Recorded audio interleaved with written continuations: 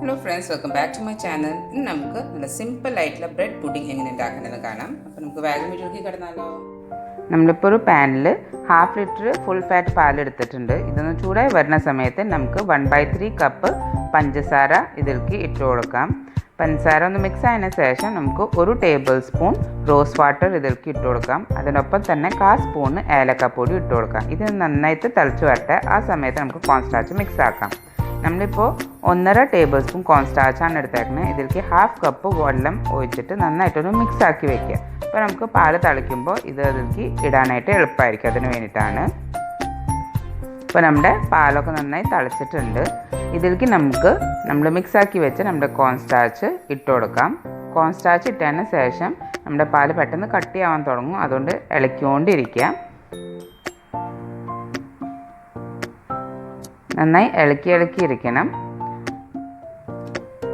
ഇപ്പോൾ നമ്മുടെ പാല് 1 മിനിറ്റിന് ശേഷം അത്യാവശ്യം നല്ല കട്ടിയായിട്ടുണ്ട്. ഈ ഒരു കൺസിസ്റ്റൻസിയാണ് നമുക്ക് വേണ്ടത്. ഇതിലേക്ക് നമുക്ക് ഇനി കട്ട് ചെയ്ത് വെച്ച നട്ട്സ് ഇട്ട് കൊടുക്കാം. ഞാൻ ഇപ്പോൾ എടുത്തേക്കുന്നത് ബദാമും പിസ്തയും കാഷ്യൂനട്ടാണ്. നിങ്ങൾക്ക് ഇഷ്ടമുള്ള നട്ട്സ് നിങ്ങൾക്ക് ഇട്ട് കൊടുക്കാം. ചെറുതായി ചോപ്പ് ചെയ്തിട്ട് ഇതിന് തണുക്കാൻ വയ്ക്കാം. ഇപ്പോൾ നമ്മൾ ബ്രെഡ് സ്ലൈസസ് എടുത്തിട്ടുണ്ട്. ഇത് നമുക്കൊരു റൗണ്ടായിട്ടുള്ള കുക്കി കട്ടർ വെച്ചിട്ടൊന്ന് കട്ട് ചെയ്തെടുക്കാം.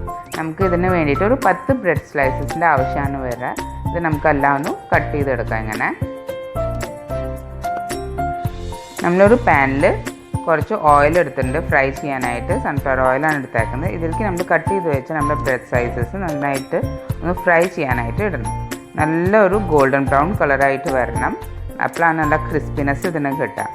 അപ്പോൾ നമുക്ക് ബ്രെഡ് സ്ലൈസസ് എല്ലാം നമുക്കൊന്ന് ഫ്രൈ ചെയ്തെടുക്കാം.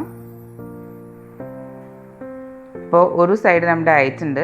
ഇനി നമുക്ക് അടുത്ത സൈഡും കൂടി ഒന്ന് തിരിച്ചിട്ട് കൊടുത്തിട്ട് അടുത്ത സൈഡും കൂടി നന്നായിട്ട് ഫ്രൈ ചെയ്തെടുക്കാം. നല്ലൊരു ക്രിസ്പിനെസ് ആയിരിക്കും ഇതിങ്ങനെ ഫ്രൈ ചെയ്ത് കഴിഞ്ഞാൽ. അപ്പോൾ നിങ്ങൾ എന്തായാലും അത് ഫ്രൈ ചെയ്യണം നന്നായിട്ട്. ഇതിപ്പോൾ എല്ലാം നന്നായിട്ട് ഫ്രൈ ആയിട്ടുണ്ട്. ഇനി നമുക്ക് ഇതെല്ലാം ഇതിൽ നിന്നും കോരി മാർക്കാം. ഇങ്ങനെ ഫ്രൈ ചെയ്തെടുത്ത് കഴിഞ്ഞാൽ ശരിക്കും നമ്മുടെ റസ്കിൻ്റെ ഒരു ക്രിസ്പിനെസ് പോലെ വരും. അത് വേണം നമുക്ക് കിട്ടാനായിട്ട്.